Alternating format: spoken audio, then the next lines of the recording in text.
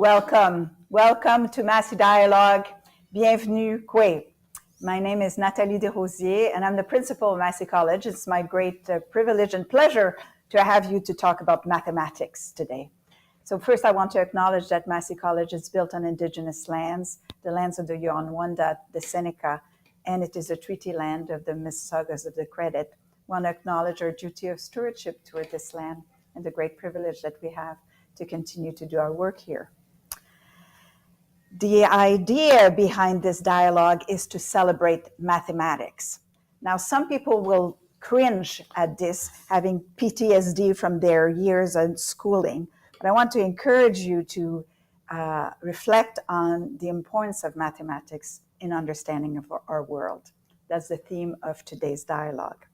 And to do so, I am joined by wonderful guests for who mathematics is important, and that will tell us how important it continues to be in the way in which we understand our world and we will need in the future.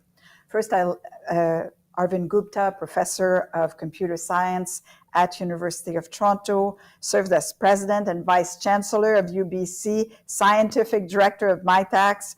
His research focuses on theoretical computer science, computational genomics, and national innovation strategies. We're so happy to have him. I think you're the leaders in this field. He was instrumental in creating MITAX, the Pacific Institute for Mathematical Science, the Banff International Research Station, Pellet Skills Inc. He serves on the boards of IC Impacts, BIRS, Simpson Center, Digital Health Circles. Really, I remember the first time that we spoke about the importance of I wanted him to come to Massey, so I was, but listening to his immense innovation strategy, the way in which he understands the world, so I cannot thank you enough for joining us today. We'll have Robyn Loves, who is online in Barcelona. She is a PhD student in the Department of Immunology, studying viral gene therapy for pediatric immune deficiencies at Sick Kids. 5 years experience working in clinical research in pediatric oncology and studying symptom and infection management in children with cancer. Has volunteered with many organizations supporting families of children with cancer, and really is interested in ensuring that there's more youth, particularly marginalized youth, that study STEM. So, and she's also the 2002 this year's co-chair of the Massey Grand Rounds. And then we'll have Parsa Mirdehghan, who is a computer science PhD student at University of Toronto. He's also a junior fellow at Massey College, postgraduate affiliate at the Vector Institute. His research focuses at the area AI, artificial intelligence, and computer vision. Really interested in developing mathematical models and machine learning to capture 3D geometry and the appearance of the physical world for applications in self-driving cars, autonomous driving, and virtual reality. So lots of money, I think, to be made in there. And he's had multiple fascinating research positions at Microsoft Research in Seattle, Disney Research in Zurich, and Huawei Technologies in Toronto. Welcome to you three. I'll start with you, Professor Gupta, about the role of math in your life and in your world. Wow, that's a big question. Well, first, thank you very much for having me here, having us. This is wonderful to see the excitement about math. And you know, everything we see around us is mathematics. We didn't realize 50 years ago that the life sciences, the social sciences, and now even the humanities are so mathematical. Just in my lifetime, we've seen a financial crisis, which some people said was caused by the mathematicians, but I claim it was caused by people not using what the mathematicians were saying in the right way. We've seen 5 pandemics in the last 20 years, and we've become very good at understanding how mathematics can help predict both the spread and the mitigation of these pandemics. We're seeing climate change accelerating, and we're learning that the mathematical models were way more accurate than we want to believe. And we had hoped that we weren't going to see these big effects, but it turns out that the models we developed are predicting exactly what's happening today. So when I think about mathematics, I think about here's a very powerful tool that can help us understand our world, but then also can help us understand how to build a better world. So if we want to mitigate climate change, we want to figure out what we're going to do, we're going to need mathematics to help us, what strategies are going to work, what's not going to work, and let's be smart about it. So what about you, Robyn? What does math have to do with your world? It was honestly something my world tried to avoid for quite a while, but I think in my current state, there's kind of a small scale that I see mathematics within the context of immunology. So looking within this at interactions of viruses within the genome and how we can make these kind of predictions and modeling to be able to generate a hypothesis that we can test experimentally in the lab.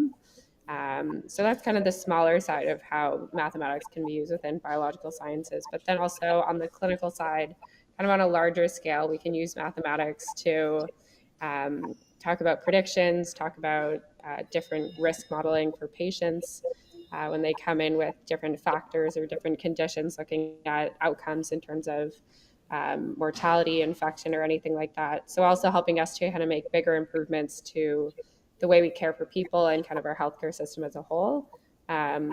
So I guess different types of modeling are kind of the foundation of how mathematics helps to support biological sciences as a whole. And what about you, Parsa? Math is important in your world. I mean, you live with it. I guess so, yeah. So when I was thinking about like my past 10 years, so like late in high school days, I was really obsessed with physics, and I was studying for this National Physics Olympiad. And back then, that was really the first time that I got involved into math and learning about math, playing with math. And that was in the form of like a bunch of equations, fancy equations, integrals. And that was really the first time that I really experienced how these like fancy equations can shape our understanding of the world. So back then, it was like in the context of electrodynamics. Then in my undergrad, I did electrical engineering, and my specialty was in the communications theory. Then I started learning about probabilities, information theory, a lot about estimation theory, really the mathematical models that was laid down, I guess, in the 60s. And in my graduate studies, I changed it all of a sudden to AI and computer vision. And now I'm doing like 3D constructions. I wanted to capture a few images, and I want to use that to kind of find the 3D model and appearance. And when I actually kind of tell this story to like people around myself, they're like, "Why are you jumping from field to field?" And my first answer is that I'm doing exactly the same thing. Really, the equations behind all of this, underlying like modeling, all of them are the same problems.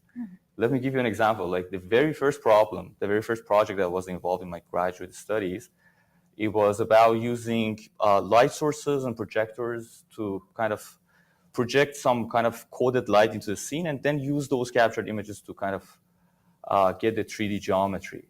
And really, when I first heard about that problem from an advisor, immediately reminded me of the course projects and equations that I was dealing with in my undergrad. And that was really the beginning of my research. So I went back to all of my source books back then in communications, seemingly a very different field. And that was the same modeling that happened to be basically the publication that came out of it. So really what fascinates me about the math is that all of these seemingly very, very different problems are beautifully connected to each other through like the power of the math. So the power of understanding the formula and the equations that can explain it. You wanted to use that example as well as the beauty of the math model that explains so many different things. Yeah, just before this started, we were talking about how very disparate problems our society confronts are underpinned by the same type of mathematics. So let's think about, how do we fight a forest fire? Let's think about how we understand and fight the invasion of the zebra mussels. And now a pandemic like COVID. It turns out the underlying math is very similar, right? We're trying to understand how a forest fire spreads and what kind of brakes you can put in. Where should you invest your resources around that forest fire? If you think about the zebra mussel, we want to understand the spread of an infectious of this endangered species. This species. Yeah. And again, how do we understand the spread, and what do we do to mitigate? And the same with COVID. It's the spread of something. Yeah. And so the underlying math is similar, and therefore when we make advances in that type of math, it's having huge ramifications on the world around us. So because we have good math model for forest fire, we therefore could use invest in the development of that math understanding, and then that will help us in the next and it goes both management. ways, right? So so understanding invasive species or pandemics helps us when we model forest fires. Oh, yeah. But pushing the state of the art in these types of mathematical models will have ramifications that we can't even predict. We had the models before we understood that we had a problem with zebra mussels. Yeah. Because we said, people were saying, well, understanding how things spread is going to be an important problem. Before we had climate change, we had people trying to understand how different kinds of surfaces or different kinds of matters interact with each other. But how do we, both of you, and Robyn, I'll get to you. I want to know, how do we get to ensure that like I was Minister of the Natural Resources, I know invasive species a lot, and I know that fire protecting and trying to eradicate or control forest fires is important. How do we get to ask the mathematicians? Are there enough of mathematicians to respond to the needs? Is that the problem, or how do you make the link between the study and the practical outcomes? And we're all aware of computer security today. We all know it's a huge problem. The mathematics behind that was being done over 100 years ago. Before we had computers and internet, people were asking fundamental questions about numbers.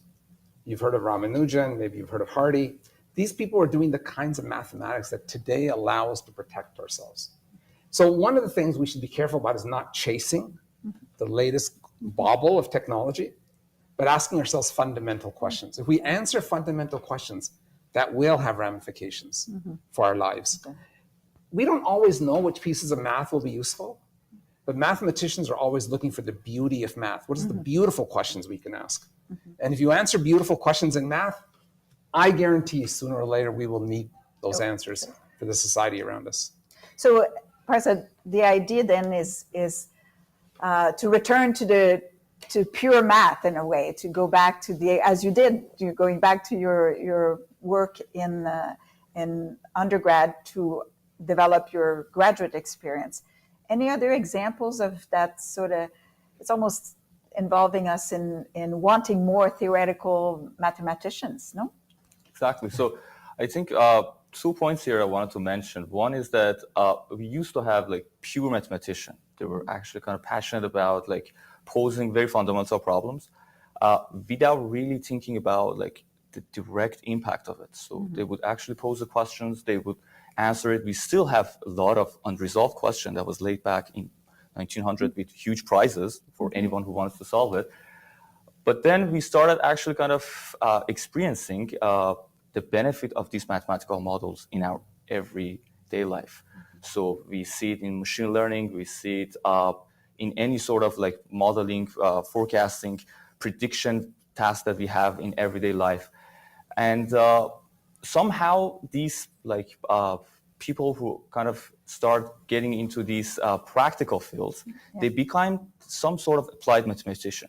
Oh, yes. So we have these, for example, great field of partial differential equations. It's well established, and really it's about equations that kind of constrain the partial derivative of a function. And so we have a very well-formed kind of theory behind it, like decades ago. And now you see these kind of fields in very kind of different part of basically kind of applied tasks coming up. One example is computer graphics. So in fluid estimation and to make animations, like these beautiful Disney movies that you see, there are actually scientists behind it, like solving actual partial differential equations. And they're doing fundamental science there in Disney. Like there are people who are actually kind of, from the beginning of the day, they were actually just trying to solve equations. So, Robyn, do you see yourself as an applied mathematician? Certainly not a theoretical one, but I think as off the go, I would say no, I don't think of myself. But when you kind of put all the applications together, they are at the core different principles of mathematics that are applied within the work. So I don't think any of this work would exist in isolation from mathematics, but I also don't think that maths needs to be in its own a pure subject study. Like it definitely can be something that would benefit from being embedded within other subjects, and the understanding from other different disciplines as well might help further those studies that maybe didn't come to a close before. And it definitely helps benefit our technologies within other fields outside of maths as a whole. What as would a you, non-mathematician. as a emerging researcher, like you know your problem, you know what you're trying to solve. I mean, it's important. It's oncology for children. It's probably something that we can all work. What would you like to see in terms of, is there gaps? Is it because the applied mathematicians don't know about your problem? Are we organized as a society to actually connect the dots, so to speak? Pardon me for doing this in this. Is that a problem? I think something we're adjusting to now in the world of big data is being able to handle all these numbers. So we're not equipped off the go to handle millions and millions of lines of data, but a lot of the things that we've held before have been these big data sets. So when we're looking at hospital admissions and patient outcomes throughout and at their time that they're admitted to when they're discharged, we do have all of these data points that are accumulated in ones and zeros and other numbers. And we're just not equipped to kind of turn that into something meaningful right now. So I think that's definitely a gap in our ability to use these numbers that we have. So I think that does come down to an application-based thing, but also definitely being able to use the theory to be able to kind of turn these numbers into an improvement to patient care or an improvement to like hospital management or some sort of structure. So definitely a shortcoming in terms of how we handle, store, and kind of put numbers together as a whole right now.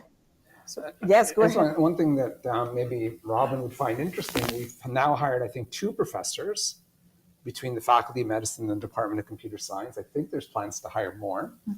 And we're also debating creating graduate programs where students would be both in medicine and in computer science. And, it's interesting having these debates because there are days we think, wow, we're going to be flooded. And there's days we're wondering, is anybody going to show up? Yeah. But when we talk to our colleagues in medicine, they're saying exactly what Robyn is. If our students were much more mathematically sophisticated, we could ask much deeper questions. And this idea that we need, we've talked for so long about multidisciplinary training of our students. We haven't really done a good job of it. So I think the time has come to really think carefully, what does it mean to have multidisciplinary training? Obviously a student coming from medicine isn't going to learn everything that a PhD student in math will learn, but what are the right things for them to learn? Yeah. And if a student from math or computer science wants to do something in medicine, what's the right parts of medicine that they should learn? Yeah. How do you create teams with different expertise that can work together and speak the same language? We as a society haven't really figured these things out. And what is the structural issue outside of, universities are built by faculties and they're operate in silos, and you were a university president, so you know all about this.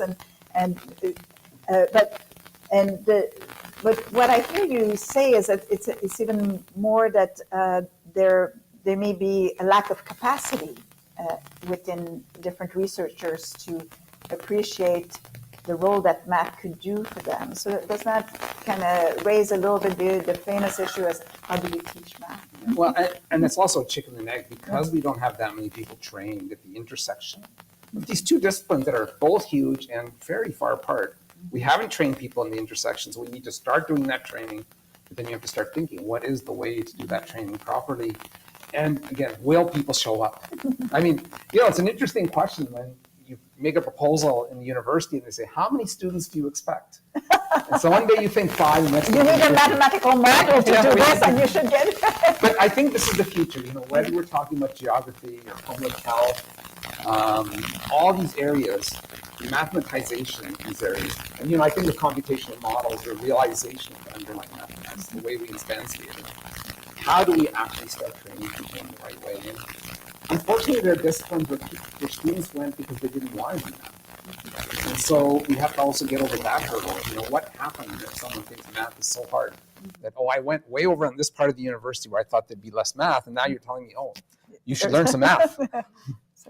So are they things that you would have done differently or do you would have liked to have been done differently in your education to be well equipped to address the future, what we see are the future challenges?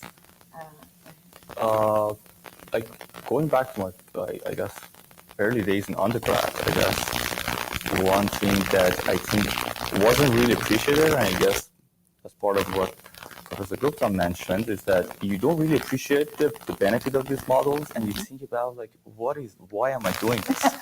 And then you actually go to basically problem after problem, field after field, and you're like, why did I learn those things earlier? And now I'm thinking back, if I knew something like some of these mathematical models back in the day, it would make me more creative to actually come up with methods and everything, right? So you are basically usually in our field, in applied fields, we have a problem, and now we think about solving it. So if you have a great set of tools already learned and you're comfortable with, it's much more kind of flexible in trying to actually kind of come up with the best solution rather than just kind of using whatever you know or basically just borrowing whatever tool that's out there. So I guess, and one thing I'm actually kind of seeing more often in my field is this appreciation of the math. So really, even in machine learning, people who push the boundaries of actually not just using whatever is out there, but just pushing boundaries and trying to come up with new things are people who are really, really good at math and applied mathematician or even pre-mathematician.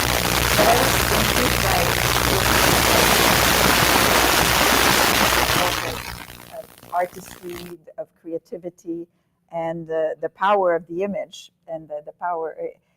And so it was interesting to me to reflect on the new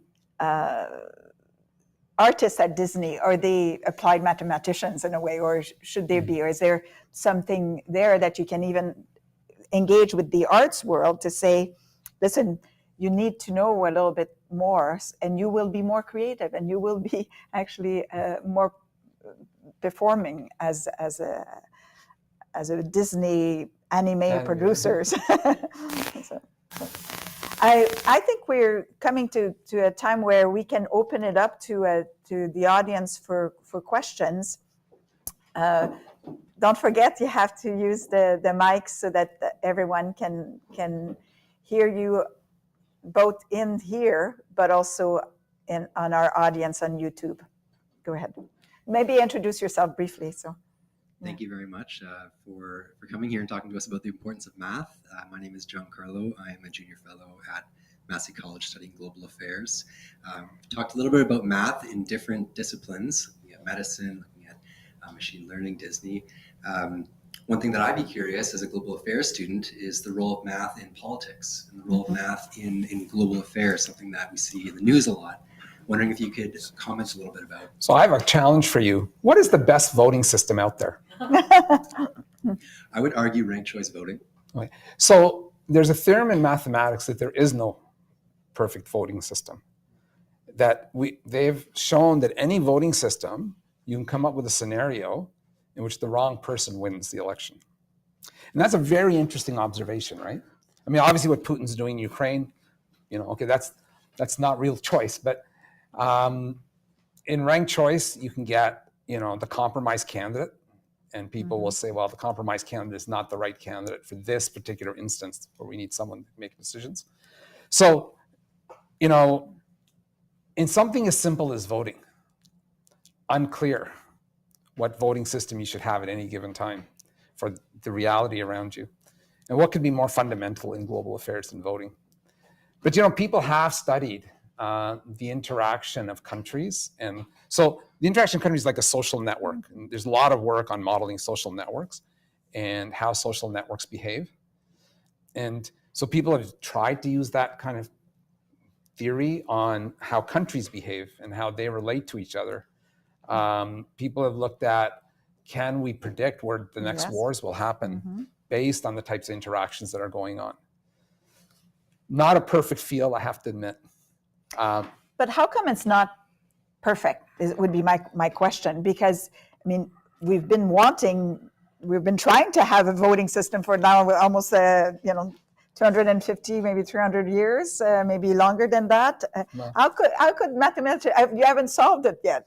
Well, it's not that we haven't solved it. We've shown there is no such thing. Oh, There there's does not okay. exist a perfect voting system. Okay. So and what could there be just a second best, or an analysis? Like an analysis would say, well, what mathematics will show that there's no perfect system, but these are the ways in which you tamper. I think the debate has to be for different voting systems. What are the pros and cons of each? Yeah, yes. And that's what we don't discuss enough. We say, well, first past the post is much worse than ranked choice voting or some other system.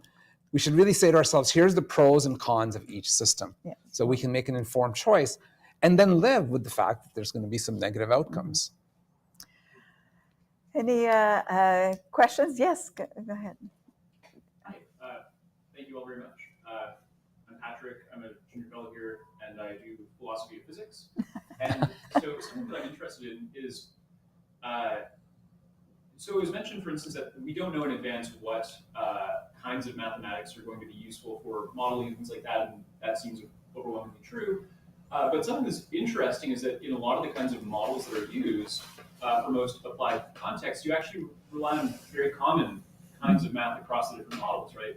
Partial differential equations, finite dimensional, though largely finite dimensional linear algebra, graph theory, things like that are very common.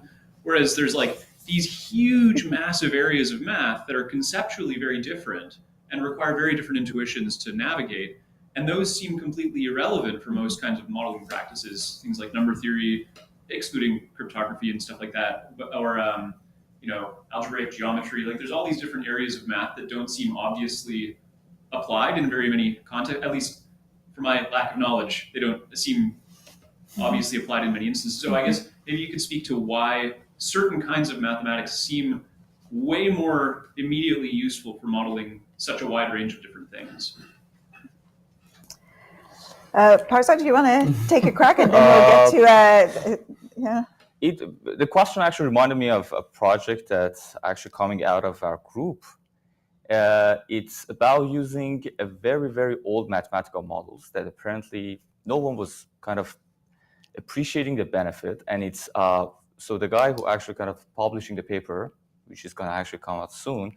So the idea is they went back to the papers in like 50s and 60s, and really it's about how we can use a stochastic calculus for kind of capturing images when you have very, very few photons.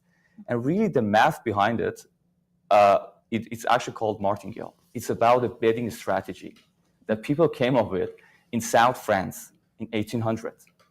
And based on that, mathematician after mathematician, they developed on that betting strategy, and it developed in a very, very well-formed framework that was in 50s and 60s for stochastic calculus. And no one actually kind of appreciated the benefit of it. So no one actually used it.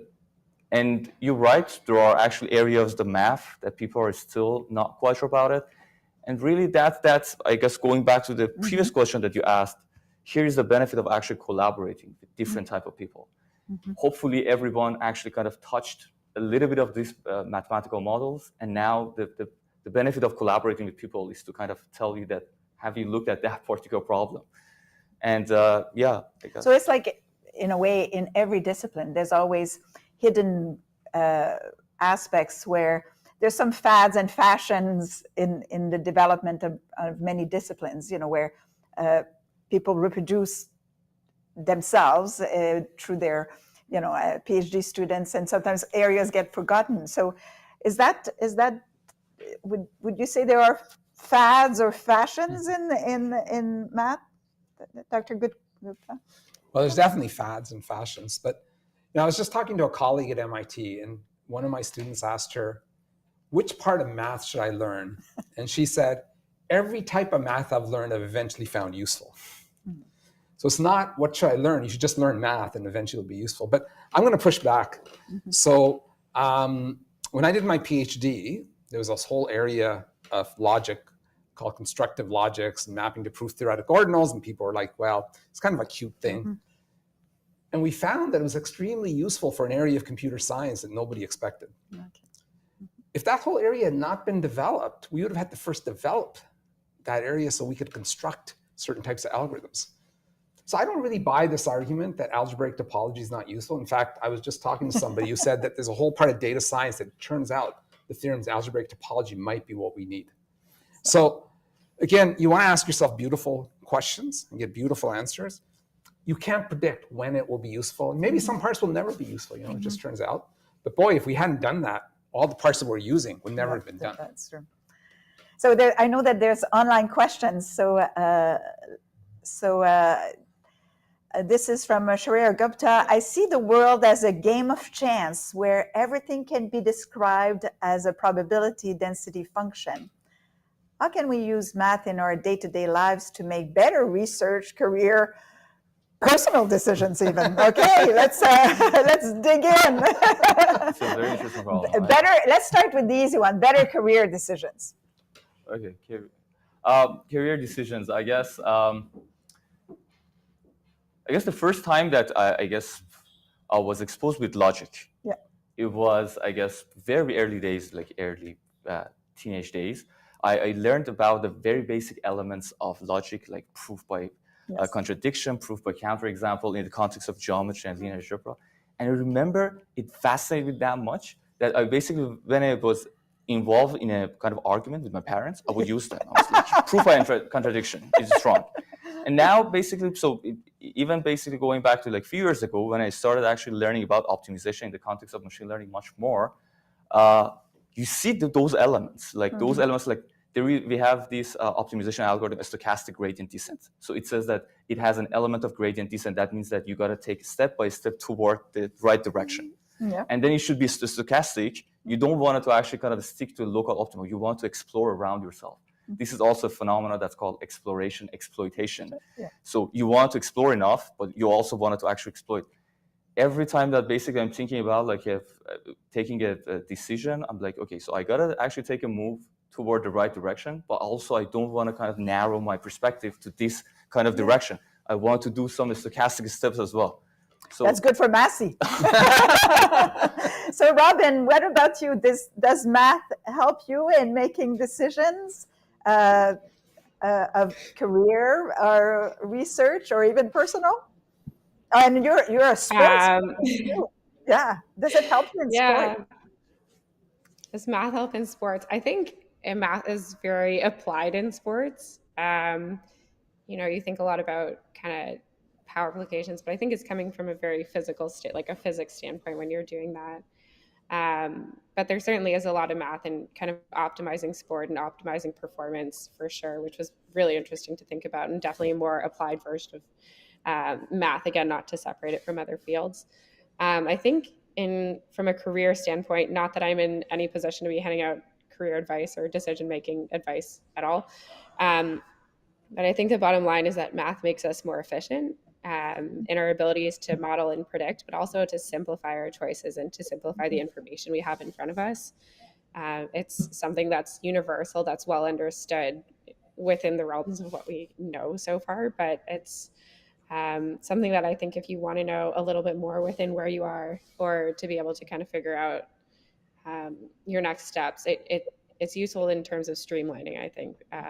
But I can't speak too much of how it's helped me in my non-existent. And what about you? Now you're on the spot, as it influenced, did you use math to decide on career and personal choices? So when I was young, many, many, many years ago, someone gave me a great piece of career advice. Fall in love with the right person first. And that's a really interesting piece of advice because, your personal life will have a lot of impact on your career. Sure. So now you ask the question, well, how do you decide who to fall in love with? Okay, so you're a young person, many young people here. You're going to go out with a bunch of people, right? Person 1, person 2, person 3, person 4. And you have to decide each time, is this the right person to fall in love with? That's a probability distribution, right? First, you have to decide who to go out with. You have to make a decision. There's all these probability distributions floating around. And sooner or later, you have to make a commitment to one person. How do you do that? You want to maximize your chance of happiness. You want to, right? Yeah. So there's this big probability thing going on all around you. Every day, you're making decisions based on probability distributions. You're deciding, do I go to the Massey College Dialogue, or do I go out for dinner with my friends? What's going to be better, building that relationship or learning something about math? We're all making these probability distributions. Even something really basic, like, do I cross the street? Do I take my umbrella with me? Yeah. Yes. Right? A little question for you. If the Weather Channel says there's a 40% chance of rain tomorrow when you need to go out, what does that even mean? It's actually a good question. Ask people to explain, what does that 40% mean? You're making decisions based on probabilities, often without even understanding what the probability means. So we live in a totally probabilistic world. And having some appreciation of that, I think is just critical. So I'm, any other, there's one more question. Yes, Susan. There's a couple more questions here in the audience. So let's hear from you. Yes. Yeah, thank you so much for being here today. My name is Leighton Schreier. I'm a junior fellow here at Massey College, and I'm a first-year medical student. And my question for you largely concerns how we can better teach mathematics or teach mathematics in a way that helps students and individuals from a very young age understand the importance from it. I know when I was going through my education, always kind of saw math as something that was very removed from everyday life in terms of, here are some functions and here are some formulas that you need to memorize, and not really understanding the real world applications of it. And I remember in undergraduate, it was, you just have to get through your first year calculus requirement and your first year statistics requirement, and that's that, and you want to be a doctor, so you don't really need to worry about math afterwards. And obviously from our conversation today and in my own personal experiences, we know that, that's not the case. Math is woven into absolutely everything we do. And so I'm really wondering how we can change, whether that be the education system, the way it's taught, so that we are communicating this fundamental integration of math and helping children, helping everyone understand the importance of it and not see it as, a removed, siloed field that I just need to memorize this formula for the exam and then I never have to worry about trigonometry or geometry or whatever. And that in and of itself, the value of that would have in terms of helping students find meaning in what they're learning as well. So if you could talk to that a bit. Yes, let's talk about the good math teachers. So let's start with you, Robyn. Did you have a good math teacher, a way in which you thought that math could be taught better or differently? I think I'm a very hands-on learner. So I think, when people take time to explain things and give a lot of opportunity to,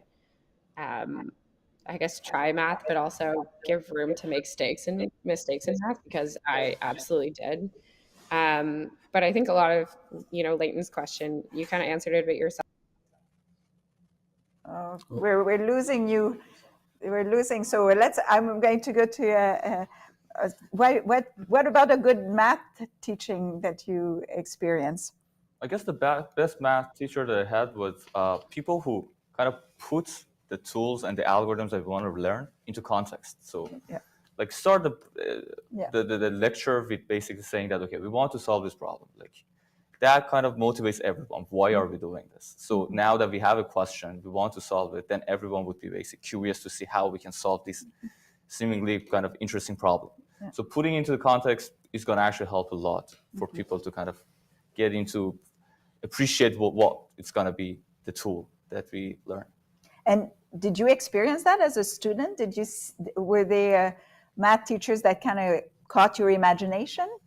I guess the best teachers that I remember was really in physics. And I guess you can argue that physics and math they have like very interesting kind of same thing. But I guess I remember back in days like physics, and then we start basically by posing a problem, and then we were developing like these equations that how can actually represent the problem, and then try to solve it and learn the tools that can actually help us to do that. So problem-based. What about you? So here's a question. How do we get kids to appreciate language? Right? We don't do grammar with them all day. We read Shakespeare, right? Yeah. How do we get kids to appreciate math? We fill out income tax forms. I mean, if you think about the math these kids are learning in grade 1, grade 2, grade 3, they're filling out income tax forms.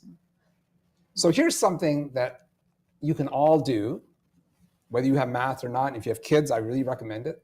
And I'm not getting paid for pitching this product, but there's a game called SET, S-E-T. If you haven't seen it, go and get it and play it with your kids. It's mathematically sophisticated. You have no advantage over a 5-year-old. In fact, when my kids were 5, they'd beat me at it all the time. They beat Fields medalists at it, and it's all math. And if you don't believe that math is inherent, play this game and you will believe it. And that's the point. You have to learn grammar. So you have to learn to fill out income tax forms. We just don't spend enough time on the beauty of math. That's it. And I can go into lots of reasons why, and how we train teachers and so on and so on. But if I am not doing arithmetic, right, for my job. Yeah. I'm doing abstraction and seeing patterns. When we're doing machine learning, we're looking at patterns. When we're understanding testing for a medical experiment, we're looking at patterns. We should be teaching all these different aspects of mathematics to our kids. And this is it's an ongoing debate around public education about how you teach math. And why is it so controversial? Is it because it's not well understood enough? That the importance of it is not well understood? Or? Well, I think it's even worse because now there's this movement to say, why don't we teach computers instead of math? Yeah. Okay? Yeah. And most computer scientists would say, no, teach No. math. Yeah, that's right. Programs to 6-year-olds. But there's this big thing. Well, math is too hard. Kids can now opt out of math in grade 11. I'm not sure exactly when, but they can just stop taking math. And it's because we have made it into calculations. First, think about your first year calculus. You're trying to differentiate. You get one thing wrong in the differentiation, and then you're done. Yeah. But that's not math. That's arithmetic. And we're not showing that there's a beautiful side to math. I would never have become a mathematician if I didn't take second year set theory. I was actually a physics major. And I took second year set theory, and I said, wow, there's this whole beautiful area that nobody ever talked about before. I'm not sure how we do this because it's going to require a wholesale rethink of teachers training, what we think is important. But I'll just give you one little story. Yeah. In Australia, Yeah. like Canada, the Indigenous people are a federal responsibility for education. Yeah. And the Math Institute there brought world-class mathematicians to Australia to devise the curriculum for the 4% of the population that's Aborigines. And that math curriculum was so brilliant that today 23% of schools in Australia are using it. And the teachers learned it, and they come to workshops to learn this new way of doing math, and people are really excited about it. But, we won't get into all our structures around education and why we do things certain ways. But if we really want to get math taught properly, we're going to have to rethink lots of pieces. And then we have one question from the audience here. Yeah, Yes. hi, thanks very much.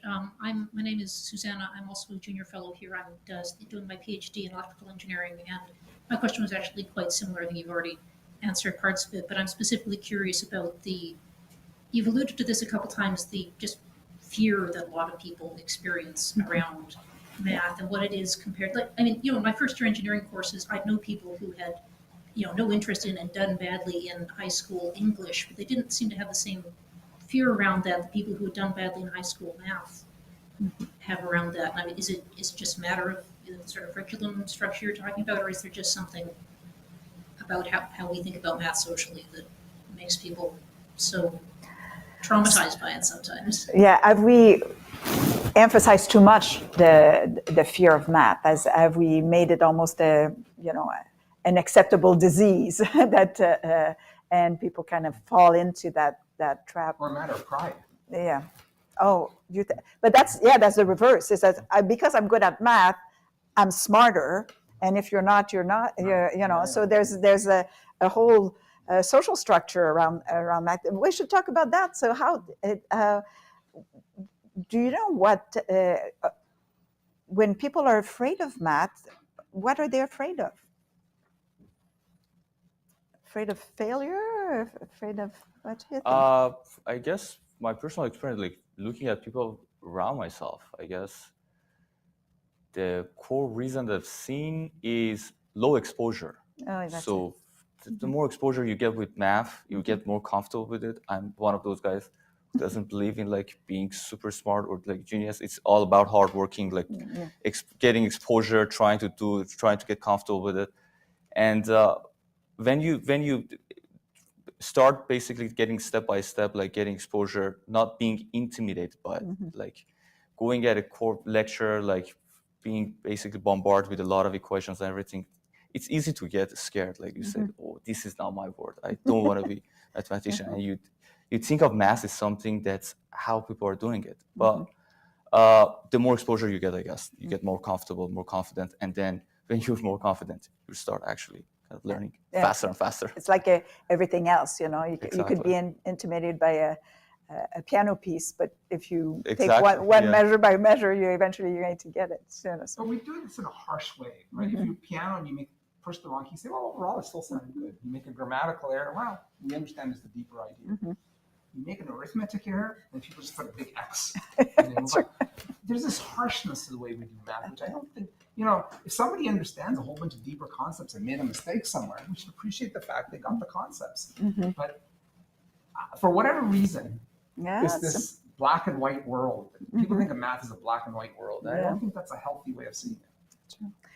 Well, I think we're, Kim. Hi, my name is Kim Kearns, and I've been a journalism educator for 25 years and teach research methods. And if you want to know where all the people who don't like math are, they're in my class. And I've struggled with this teaching, research methods about how to engage journalists, to show them the value of how mathematics will help them do deeper, more full stories, how that they can really make a difference by their stories if they know how to make those connections that you talk about. Do you have any advice? Do you have any suggestions for my many students that are out in the world? Let's start with Robyn. Any suggestions to Kim Kearns about how to get journalists to appreciate the role of mathematics and get better at it? I think, realizing that it's embedded in so many things that it doesn't have to be, again, a pure teaching of math. It can be the most real life examples that we see in our everyday that can be used to give a better understanding of math, and also give an appreciation of the context of how mathematics actually matters. Off the top of my head, thinking something like we were talking about DNA and how the structure of that was such a mathematical discovery in itself, and how that kind of contributed to everything that we see now today in the news and everything that these people are going to be, reporting on and contributing to. So in a way that kind of is relevant to them, in a way that can be applied in a way that is meaningful to someone, I think is the best way to kind of teach it and put it in context for them. What about you? Any advice?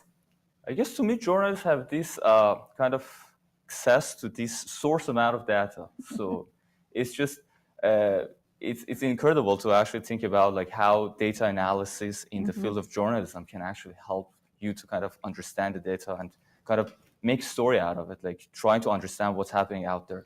Like I've been reading a lot of like great pieces in New York Times lately, and we had actually a talk by a data analyst in New York Times.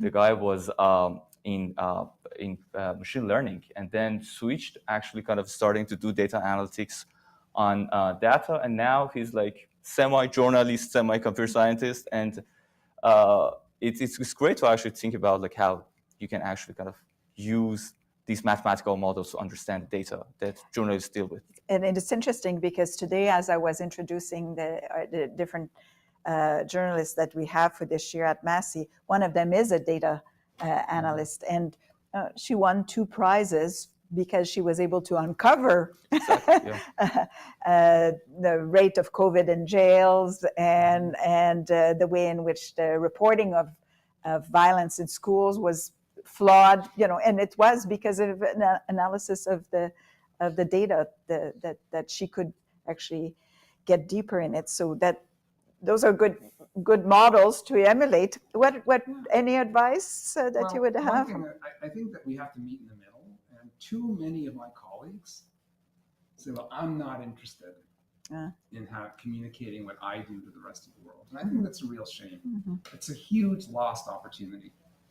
And my experience with journalists is that, yes, they might not feel like they can get there, but if you meet them halfway, if you try to think about how do I explain this math in a way that not the journalists will understand, but the public will understand, then the journalists can explain it. And I actually think this is it's a bigger problem in the university in general, that we like to be cut off from society. We think that what we do is so sophisticated that the general public cannot understand. I think it's a huge lost opportunity, and it's probably, if we follow your argument, it slows down progress. Absolutely. And I guess I've come to believe there's no use doing things if you can't explain it to people. Why are we doing it if we can't explain the importance of it? And so, my experience is that if we put ourselves out there a little more as scientists, the journalists are willing to try to learn enough. And nobody expects a journalist to understand Diophantine equations, right? I mean, it's a crazy thing to expect. But if you say, look, here is the ways this is important. This is how it's important. This is how PDEs are impacting our understanding of COVID. I think that's pretty good. And I've had journalists say, well, can you just read this one paragraph because I don't know if I explained the math properly. But we should build this relationship. So I'm still opening the doors, see if there are any questions. Are there questions about math and policing, for example, or math and the wells? I know in my field, the legal fields, it's now we are looking at this in a more, obviously it's always logical arguments that I have a question for you. Why is it when you go to a lawyer, they still use that big stamp thing? Why don't they just do this electronically? Well, how much do you think it presses people? That's the same thing, It's just it's all in the psychology of creating power and then having the client pay for it. So, anyway, I think I'm going to ask my 3 panelists to just if you had to summarize what you want the audience to remember from this dialogue, what it would be, just a 2-minute summary of what you think is the most important message for our audience here at Massey and online. I guess the message I want to just, at least my personal opinion, is that think about how math can actually change the way that you can actually think about your life every day, and also the work that you do. So I guess Dr. Gupta just briefly mentioned also that every problem that you bring up, math has a role on it. So it can be in identifying the patterns, recognizing the patterns. It can be quantifying the relationship that you see in the phenomenon, modeling the observation in the physical world, any kind of optimization. It has an immense power in kind of describing our physical world, and that's our tool to kind of progress on it. Robyn, do you want to? What do you want the audience to know about your key message? I think my key message was that math is embedded in everything, no matter if you try to run from it or if you're here to embrace it. But I think our job is to be looking for those bridges to make better connections between the disciplines in math, because they all have it there and they're all using math as one of the applications of it. But I think in the other disciplines, we might not be making the most efficient or the most complete applications of it in the way that we're using it. So I think the connection is kind of where we need to be working. Last word to you. Well, we didn't really talk about this, but I would say we should remember that we're all doing pretty sophisticated math in our lives every day. We're making decisions, and studies have shown that we're actually doing pretty sophisticated calculations. So if you think you're not good at math, you're actually doing much more math than you realize. You are good at math. and you are capable of understanding all these different ways that math is impacting our lives. So the onus is on all of us to try to frame it in a way that we can appreciate it, because I think that we're still at the front end of seeing the impact of mathematics on our society. I mean, we kind of see it all over, but we don't really understand all the ways, and it's coming fast. And if I wanted to ask that, and what do you see as the future of mathematics? Is anything that we should look for in the next 5 years? Personally, I think we're living in an age that data is being captured and recorded at an immensely high rate. I guess the future of mathematics, I still think that we're going to actually be working on pure math, but like trying to come up with these efficient algorithms, with huge amount of data, like from the images that we capture, videos, text, voices, everything, the genomes that we're actually kind of sequencing these days, like how to deal with this is actually going down to like developing some efficient approximation algorithm that can do that. So I guess future of math, a lot of it would be actually kind of trying to develop something to deal with that.